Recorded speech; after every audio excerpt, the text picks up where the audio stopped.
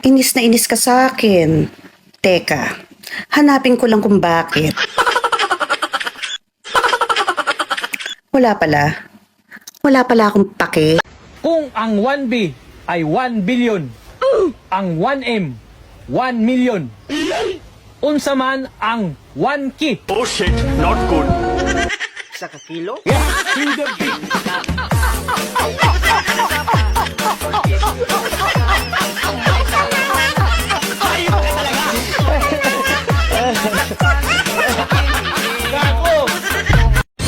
Pag nagkakapira ako, nagagalit sila. Grabe naman.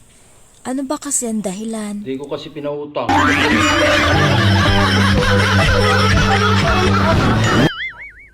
Kapag ang hitsura ng iyong asawa ay wala kang gana, ano ang dapat mong gawin upang siya ay gumanda sa iyong paningin?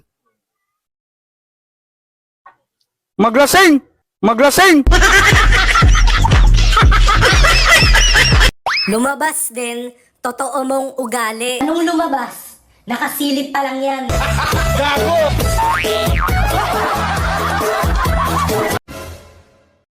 Lods, isang ang English dyan.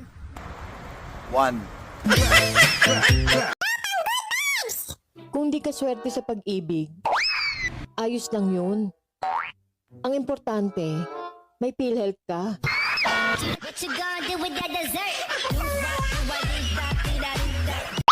Cellphone mo, Apple.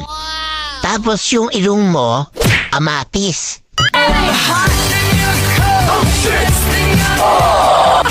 Sakit ng leg ko. Na, paano yan?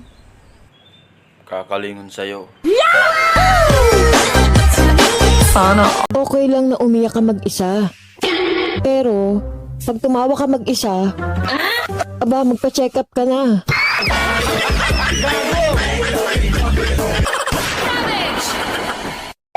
Malamig lang ang panahon. Jowa na agad hanap nyo. Try mo maglugaw. Maitlog din yon.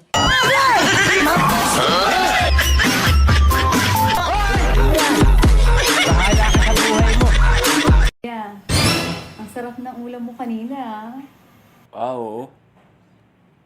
Pero mas masarap ka.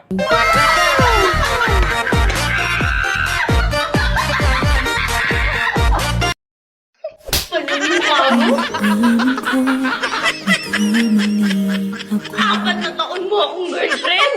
Tapos ano? Iiwan mo ako nang wala akong kasabi? Ngayon bumalik ka na, anong gusto mong gawin ko, ha?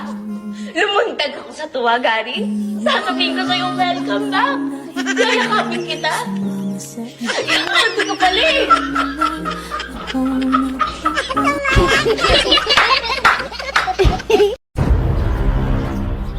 Anong saysay ng ganda mo? Kung kada gabi naman, walang nag-aalis ng panty mo.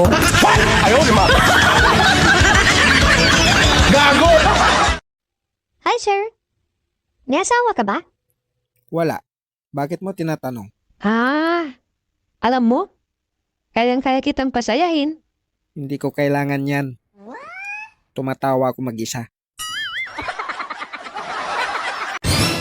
Wala akong ganang kumain. Ako pa tinakot mo na hindi ka kakain? Wala akong pakialam kahit hindi ka kumain magdamag.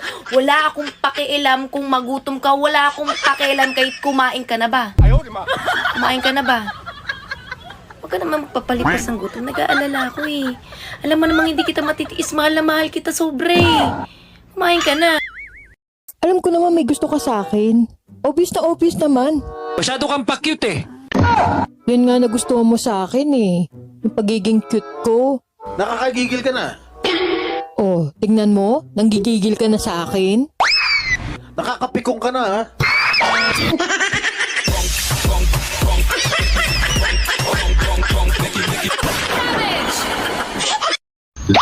Yung nilait, lalong gumaganda. Pero yung nanglait, ayun, nalulosyang na.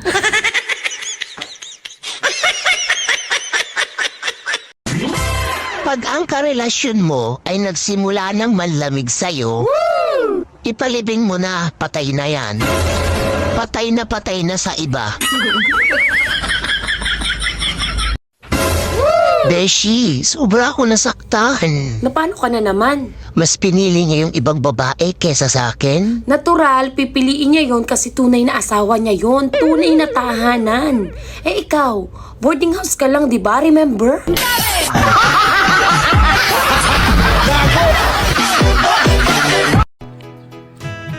Pwede ba kitang ligawan? Bakit ako ang liligawan mo? Marami namang magaganda dyan. Eh kung sa'yo nga, nahihirapan ako. Sa magaganda pa kaya?